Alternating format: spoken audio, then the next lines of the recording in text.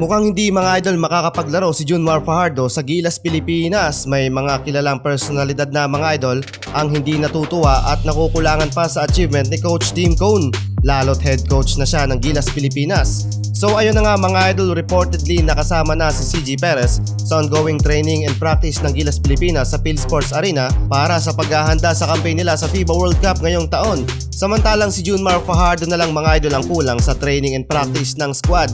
Matapos mag-champion ng San Miguel Beermen sa 48th season ng PBA, isang araw lang sana ang agwat ng pahinga ng SMB players bago sumalang sa pukpukang ensayo ng ating national team. Pero hiniling ni Junmar Fajardo na pumunta muna siya ng Cebu para makasama ang kanyang ina para makapagpaalam, pero reportedly mga idol may injury nga siya during sa series ng PBA Finals kung saan inabisuhan na siya ng doktor na huwag munang maglaro sa Game 6. Delikado ang lagay niya noon mga idol at this time lumala na siguro ang pananakit ng binte dahil pinersa niya ang laban sa finals. Dalawa mga idol ang injured sa 12-man pool ni Coach Tim Cone, si AJ Edo na nasa Pilipinas na din pero pinalitan muna ni Japit Aguilar at JMF na nagpapagaling din due to calf injury. At eto nga mga idol, may nagsisimula ng sinusubukan si Coach Tim Cone. Tinamon mga idol ni Billy Manzano ang team ng Gilas Pilipinas. Galing to mga idol sa Paucast.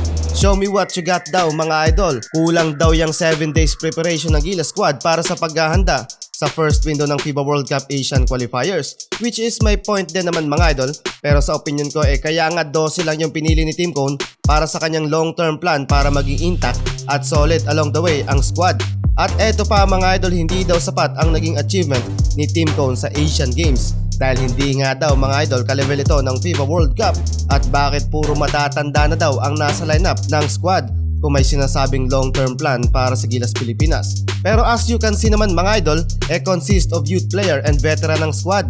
One of the reason kung bakit ganito ang lineup ay para mas lalong mahasa at mahubog ang potensyal ng mga youth player kasama ang mga player ng Gilas Pilipinas na ilang ulit nang sumalang sa world stage.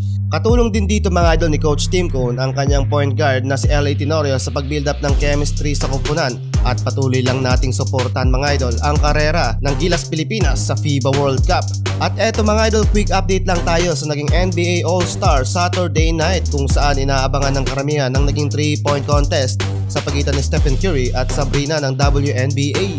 Tinalo mga idol ni Steph sa crossover match ang WNBA 3-pointer champion na si UNESCO sa score na 29-26. Nagulat ang lahat sa dulo. What a clutch gaming by Stephen Curry.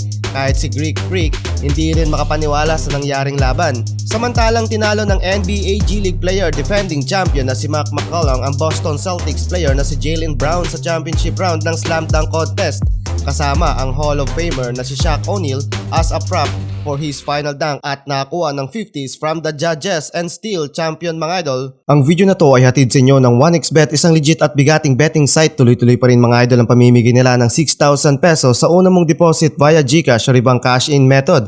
Mag-register lang gamit ang iyong phone number or email at gamitin ang ating promo code na nasa comment section.